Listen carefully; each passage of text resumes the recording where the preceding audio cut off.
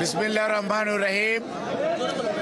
আসসালামু আলাইকুম সাংবাদিক ভাই ও বোনেরা, উপস্থিত মেডিকেল বোর্ডের সম্মানিত সদস্যগণ, সেই সাথে বাংলাদেশ জাতীয়তাবাদী দলের জাতীয় স্থায়ী কমিটি থেকে শুরু করে আমাদের তৃণমূল পর্যায়ের নেতৃবৃন্দ উপস্থিত ছিলেন। অনেকে এখানে নাই, কাজে ওনাদের কারো নাম আমি এখানে বলছি না। শুধুমাত্র মেডিকেল টিমের এখানে professor F M. Siddiqui, professor doctor Nuruddin Ahmed, professor doctor Shahabuddin Talukdar, doctor Mohammad Jafar Iqbal, doctor Abdullah Al Mamun এবং আমাদের ইউকে বিএনপির সভাপতি জনাব এম.এ. মালিক এবং সাধারণ সম্পাদক কয়সর এম. আহমেদ এখানে উপস্থিত আছেন। এছাড়াও বিএনপির বিভিন্ন পর্যায়ে সম্মানিত নেতৃবৃন্দের মধ্যেও অনেকে এখানে উপস্থিত আছেন। আপনাদের সবাইকে আসসালামু আলাইকুম এবং সংগ্রামী শুভেচ্ছা অভিনন্দন জানাচ্ছি। আপনারা আজ এই ভোর রাত্র থেকে সাংবাদিক ভাই বোনেরা এবং আমাদের নেতাকর্মী সহ ঢাকা মহানগরী এবং আশেপাশের বিভিন্ন বাংলাদেশের প্রত্যন্ত অঞ্চল থেকে দলের বাইরেও হাজারো লাখো নেতা কর্মী সহ সাধারণ মানুষ আজকে দেশনেত্রী বেগম খালেদা জিয়া দীর্ঘ প্রায় একদিন কম 4 মাস লন্ডনে চিকিৎসারত থাকা অবস্থায় ওনার 2 পুত্রবধূ অর্থাৎ আমাদের ভারপ্রাপ্ত চেয়ারম্যান জনাব তারেক রহমানের সহধর্মিণী আজকে আবারও প্রায় 17 বৎসরের অধিক পরে ডাক্তার জুবাইদা রহমান সহ এবং মরহুম আরাফাত রহমান কোকর সহধর্মিণী সৈয়দা শামেলা রহমান সহ উনি আজকে 10:30টার সময় ঢাকায় কাতারের আমিরের দেওয়া রয়্যাল এয়ার অ্যাম্বুলেন্সে করে উনি আজকে এখানে অবতরণ করেছেন। কিছুক্ষণ পূর্বেই আপনারা দেখেছেন এবং শারীরিকভাবে 14 ঘন্টা জার্নি করার পর রাস্তার মধ্যে যে জনতার উচ্ছ্বাস, সেই উচ্ছ্বাস এবং অভিনন্দন যদিও জনতার পক্ষ থেকে ঠিকই আছে, কিন্তু একজন রুগী চিকিৎসাধীন যেহেতু আছেন ওনার পক্ষে এটি সত্যিকার অর্থে যদিও কষ্টকর, তারপরেও উনি কিন্তু সবসময় জনগণের নেত্রী, জনগণের পাশে থাকাটাকেই পছন্দ করেছেন। সেজন্য আপনাদের মাধ্যমে উপস্থিত সকল শ্রেণী পেশার মানুষ, দলীয় নেতা কর্মী সহ সাধারণ মানুষ, জনতা এবং ভাই বোনেরা যারা উপস্থিত থেকে ওনাকে অভিনন্দন জানানোর জন্য আজকে ছিলেন, তাদেরকে উনি সবাইকে শুভেচ্ছা সালাম জানিয়েছেন। সেই সাথে এই আজকের এই ওনার দেশের বাহিরে যাওয়া সেই 7ই জানুয়ারি আর আজকের আপনার 6ই মে দেশে ফেরত আসার এই সময়ে বাংলাদেশের বিভিন্ন সংস্থার কর্মরত কর্মকর্তাবৃন্দ এবং বাংলাদেশ সরকারের এই অন্তর্বর্তীকালীন সরকারের বিভিন্ন পর্যায়ের বিশেষ করে পররাষ্ট্র মন্ত্রণালয় সহ প্রধান উপদেষ্টা সহ এবং আমাদের জাতীয় গৌরব সেনাবাহিনীর সদস্য সহ এবং বিজিবি, র্যাব, পুলিশের সদস্যরা রাস্তায় যে আইন শৃঙ্খলা রক্ষা করার এবং ওনার এই আগমনকে সহজত করার জন্য যে ভূমিকা রেখেছেন উনি সেই জন্য সবাইকে সংগ্রামী অভিনন্দন, শুভেচ্ছা, কৃতজ্ঞতা প্রকাশ করেছেন।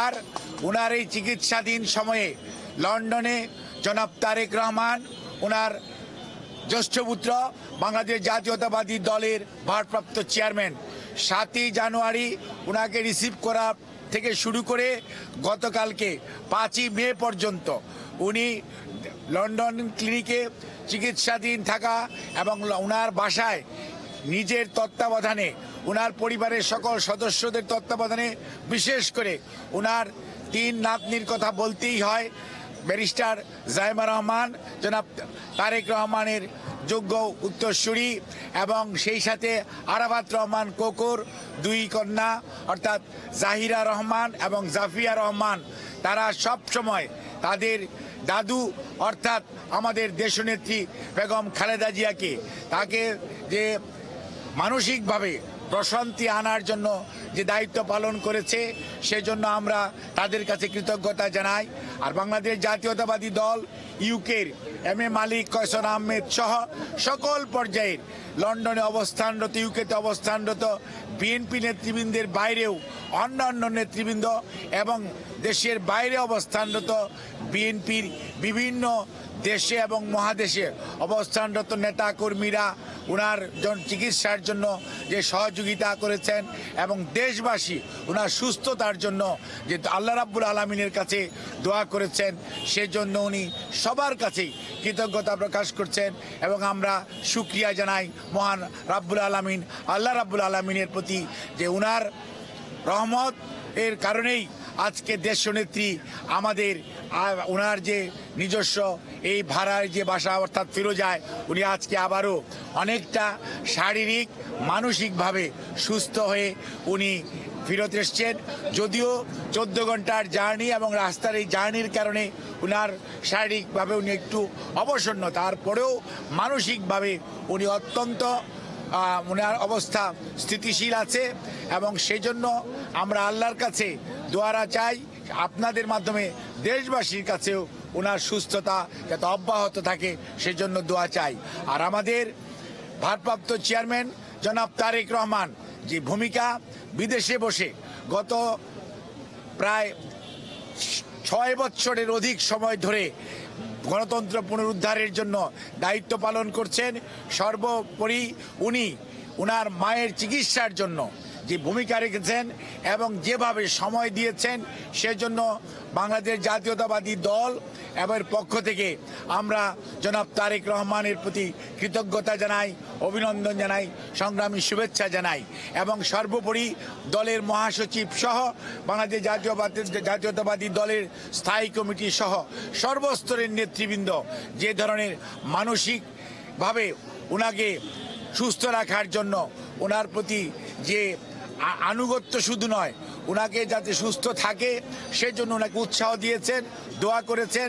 এর বাইরেও জাতীয়তাবাদী দলের বাইরেও বিভিন্ন রাজনৈতিক দলের সম্মানিত নেতৃবৃন্দ সব সময় ওনার সুস্থতার জন্য সবাই আল্লাহ রাব্বুল আলামিনের কাছে দোয়া করেছেন তাদের নিজ নিজ প্ল্যাটফর্ম থেকে, সেজন্য আমরা সবাইকে ধন্যবাদ জানাই।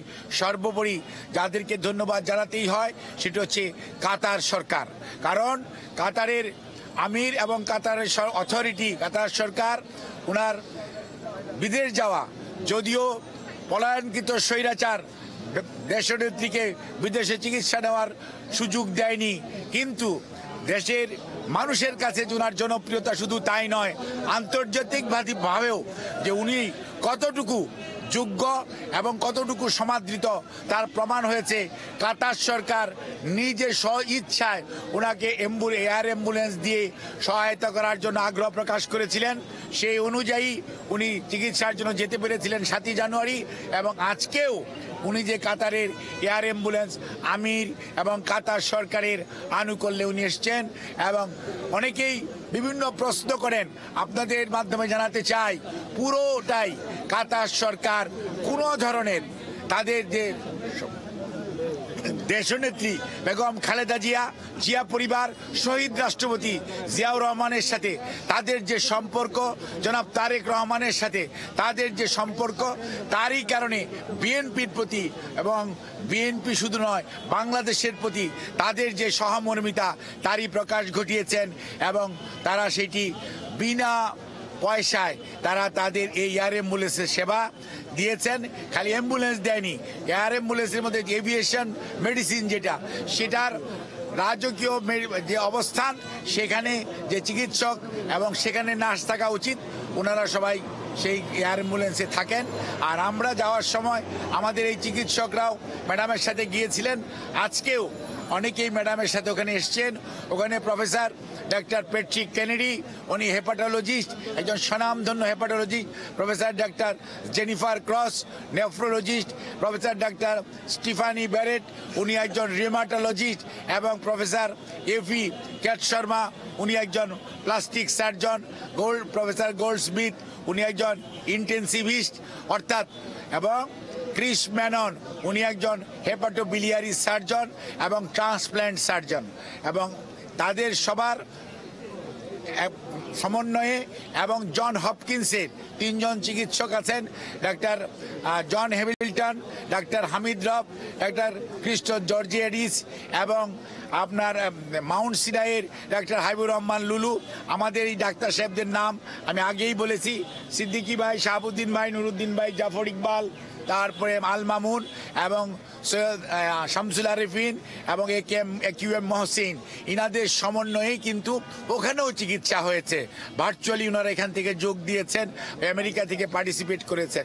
কাজেই চিকিৎসা পরবর্তীতে ওনার শারীরিক অবস্থা আলহামদুলিল্লাহ অনেকটুকু উনি সুস্থ আছেন এবং মানসিকভাবেও উনি অনেক স্টেবল আছেন। আপনারা ওনার সুস্থতার জন্য দোয়া করবেন এবং আমরা দেশবাসীর কাছে আবারও কৃতজ্ঞতা জানাই।